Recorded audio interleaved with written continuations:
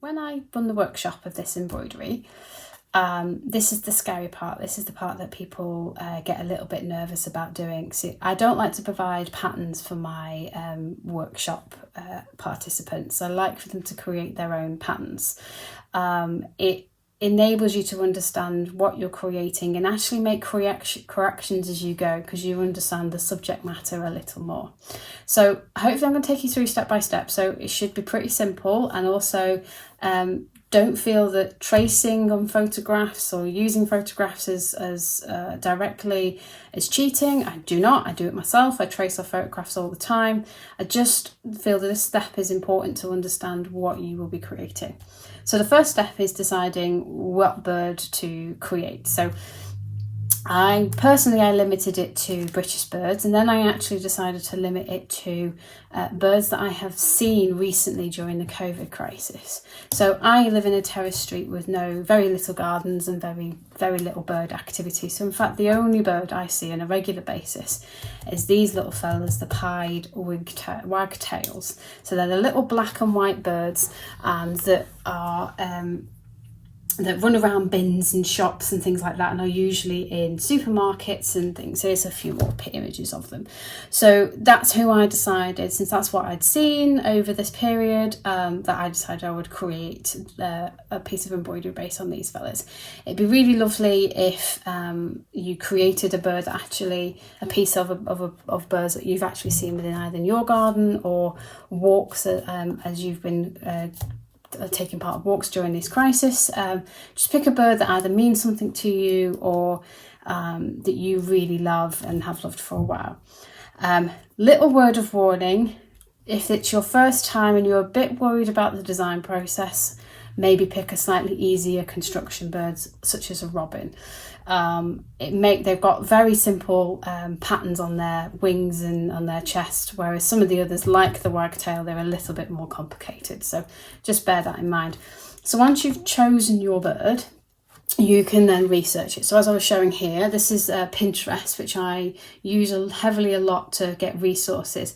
Any artist who says that they don't use resources, I feel is lying, because they're so useful to get the construction right of your subject matter, and making sure that you've got all of the features in the correct places, and just making sure that it's as good as it possibly could be. Word of warning on Pinterest in relation to birds is just make sure you've got the right species. So this bird here is actually a different species because it's grey on the back, and this is actually the wagtail because it's got the black on the back. So just a word of warning, just so that if you're worried about that sort of thing, then Pinterest isn't necessarily the best place for the scientifically perfect bird.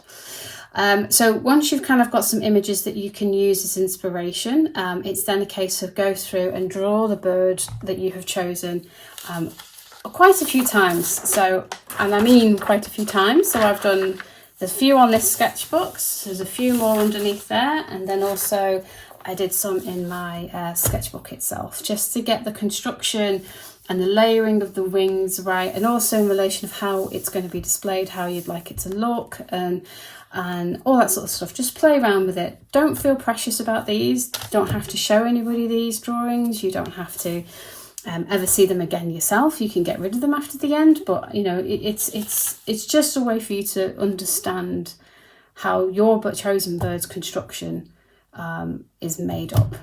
So once you're happy with your final design, we then need to make a very clear drawing. So this was my final design. So as you can see, it's pretty clear and everything, but it's a little bit rough around the edges. So we want to make sure that you've got your exactly crisp line, so you know exactly where you're marking on when you're using the carbon paper, because as I mentioned, if you don't use the correct line, and it will be seen on the fabric. So we need to be a little bit careful and make sure we know exactly where we're doing it. So if you are using a photograph, and there's nothing wrong with, if you're printing off a photograph of your chosen bird, to then use that as your basis for this step, so that you would actually have your photograph underneath your piece of paper and use that to trace from. That's absolutely fine. This is where this layout paper comes in handy as well, because you can see your chosen design underneath. So, and you can make it nice and crisp, and again it will be very clear with a photograph as well. And this is where you would need to put it onto either printer paper or this thin layout paper so that it's ready to be transferred onto your fabric.